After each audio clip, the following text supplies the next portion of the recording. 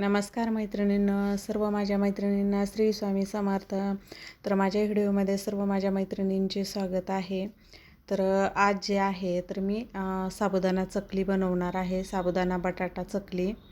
तर ते पूर्ण तुम्ही व्हिडिओ बघा, स्किप न करता पूर्ण. मी म्हणजे त्याची पूर्ण रेसिपी हे व्हिडिओमध्ये मी शेअर केलेली आहे. तर चला आता आपण बघूया की पापड कसे बनवायचे.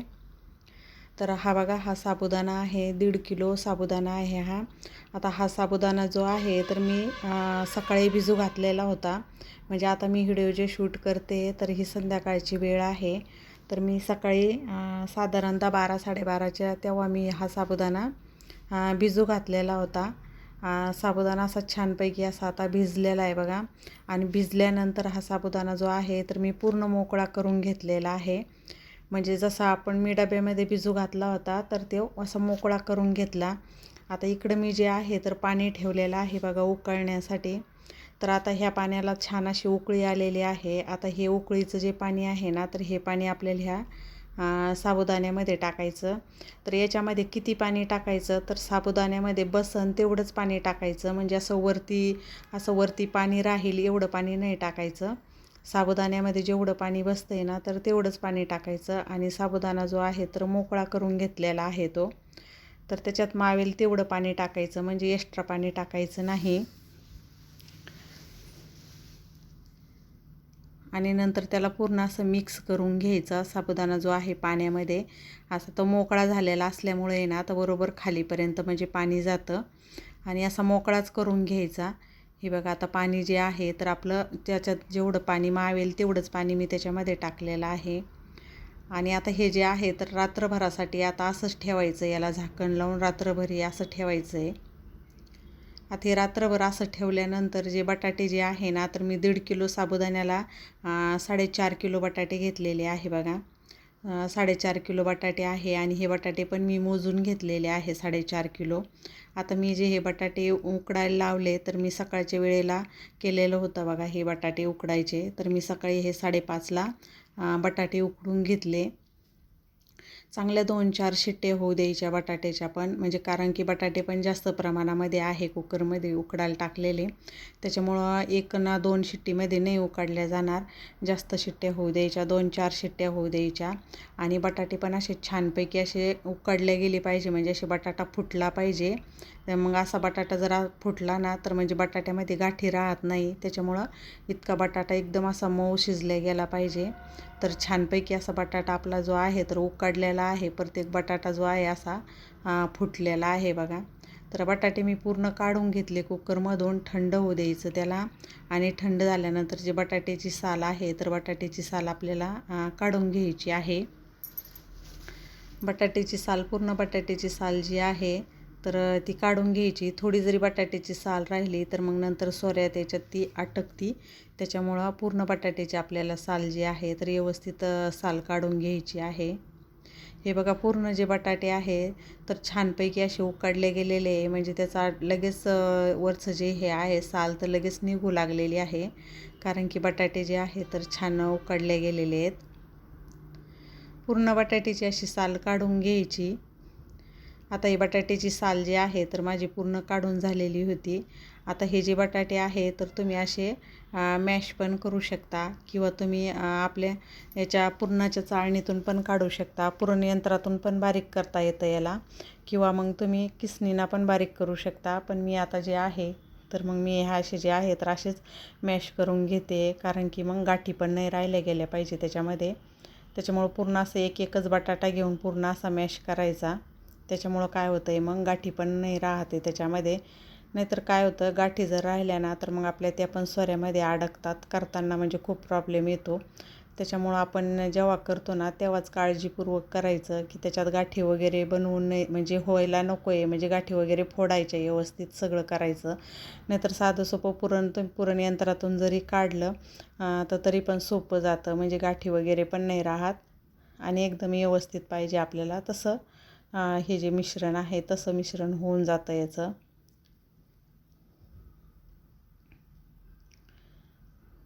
तर आपल्याला याला शिजवायची आहे काही गरज नाही आहे, कारण आता आपला बटाटे जे आहे तर बटाटे उकडलेले आहे आणि साबुदाणा जो आहे तर आपण साबुदाण्यामध्ये रात्रीच आपण उकळीचं पाणी जे आहे ते टाकून ठेवलेलं आहे.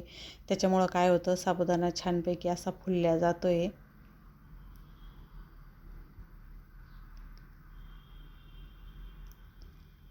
आता असे आहे तर आपल्याला अगोदर हे बटाटे आहे तर बटाटे पूर्ण आपल्याला मॅश करून घ्यायचे आहेत.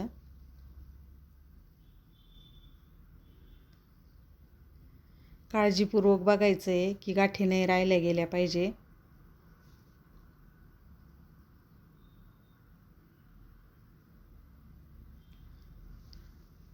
आता आपण बटाटे पूर्ण मॅश करून घेऊया आणि आता बटाटे मॅश करून झाल्यानंतर जो आहे तर साबुदाणा आहे बघा. तर हे बघा, आता हे त्याच्यात आपण रात्रीचं पाणी टाकून ठेवलेलं होतं तर तो अशा प्रकारे झालेला आहे. तर हा साबुदाणा पण आता आपल्याला काय करायचा आहे, काढून पूर्ण मोकळा करून घ्यायचा आहे.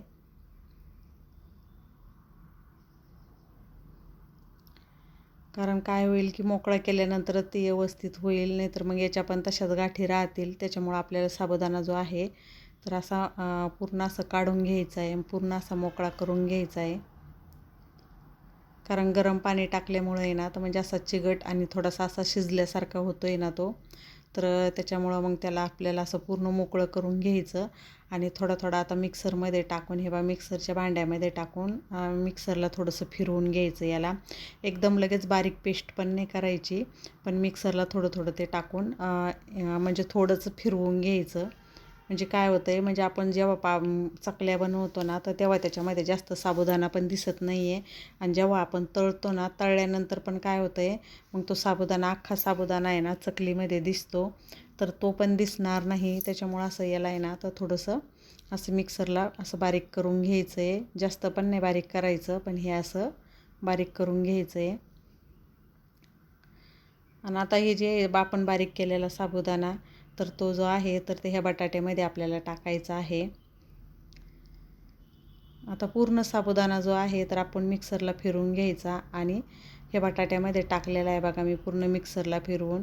आणि आता याच्यामध्ये ना तर हिरवी मिरची टाकायची, कारण लाल मिरची जर टाकली तर म्हणजे लाल मिरची पावडर टाकलं तर आपण तळल्यावर खाताना आहे ना तर ठसका लागतो. तर त्याच्यामुळं हिरवी मिरचीचा वापर करायचा. मी हिरवी मिरची टाकलेली आहे. आणि जर का तुमच्याकडं समज उपासाला जिरे चालत असेल तर तुम्ही जिरे पण टाकू शकता, पण आमच्या इकडं आम्ही उपासाला जिरे खात नाही, त्याच्यामुळं मग मी त्याच्यामध्ये जिरे नाही टाकलेले, नुसती जी आहे तर हिरवी मिरचीच टाकलेली आहे बघा. आता हिरवी मिरची आणि मीठ जे आहे तर चवीनुसार आपल्याला याच्यामध्ये मीठ टाकून पूर्ण याला आहे ना तर एकजीव करून घ्यायचं आहे. आता बटाटा आणि हा साबुदाणा जो आहे ना तो पूर्ण मिक्स करून घ्यायचा आहे. तर तो मिक्स पण मी अशा प्रकारेच करू लागले आहे बघा, म्हणजे छानपैकी मिक्स होईल तो. हे बघा असा मिक्स करून घेतला म्हणजे मिरची पण सगळ्या याच्यात लागल्या गेली. आता आपलं हे मिश्रण तयार झालेलं आहे चकल्या बनवण्यासाठी. तर आता जे आहे बघा, तर अजून दिवस काही उगवलेला नव्हता, अंधारच होता.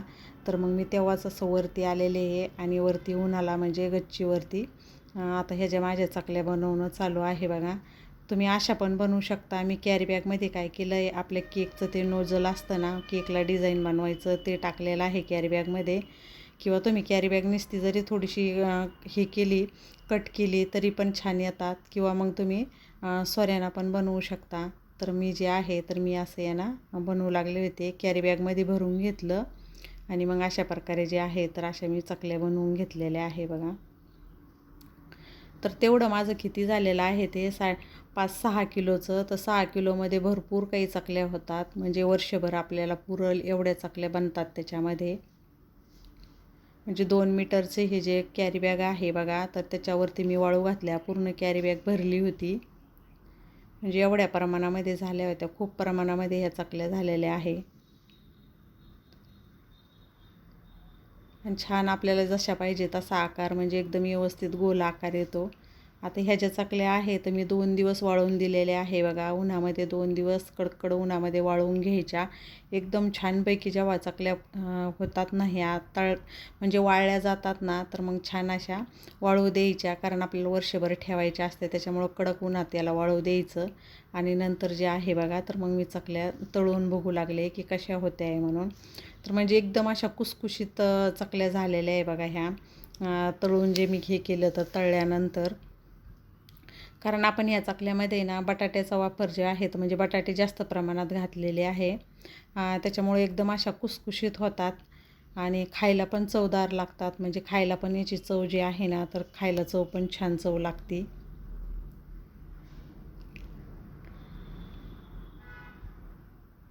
तर हे बघा किती छान अशा तळल्या चाललेल्या आहे आणि फुलल्या पण बघा एकदम व्यवस्थित अशा फुलू पण लागलेल्या आहेत.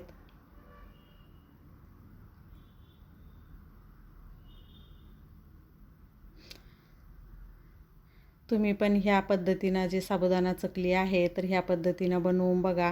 म्हणजे खायला पण छान लागते आणि म्हणजे तेल पण पकडत नाही बघा. तळल्यानंतर जे आहे तर तेल पण त्याला चकलीला तेल राहत नाही आणि खायला पण कुसकुशीत लागते आणि चवदार पण होती.